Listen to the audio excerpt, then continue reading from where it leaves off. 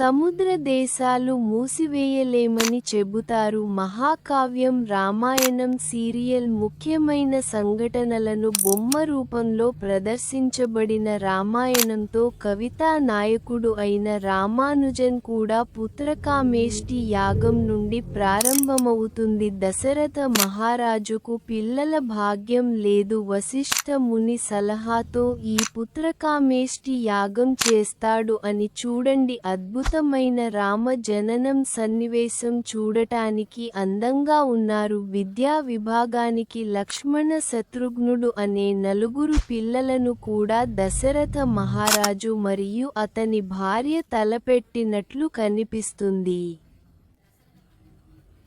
ఒక భర్త అందమైన వశిష్ఠ మహాముని కూర్చున్నారు. వారు ఇద్దరూ చాలా అందంగా ఉన్నారు. చాలా సూపర్గా ఉన్నారు. మారీచ సుబాహు వధం, అహల్య శాప విమోచనం, సీత స్వయంవరం, రామ పట్టాభిషేకం, శూర్పణఖ జటాయు మోక్షం, శబరి మోక్షం, వాలి వధం, సుగ్రీవ పట్టాభిషేకం, అశోకవనం, రావణ సభ, సేతుబంధనం, విభీషణ పట్టాభిషేకం, సంజీవి పర్వతం, రావణ యుద్ధం, సీత అగ్ని ప్రవేశం, చివరగా రామ పట్టాభిషేకం వరకు 10-24 ముఖ్యమైన సంఘటనలను మాత్రమే ఒక కథ తీసుకుని రామాయణాన్ని ప్రెస్ కోసం పేపర్ మెషిన్ చేసిన ఈ వాట్సాప్ నంబర్ సంప్రదించండి.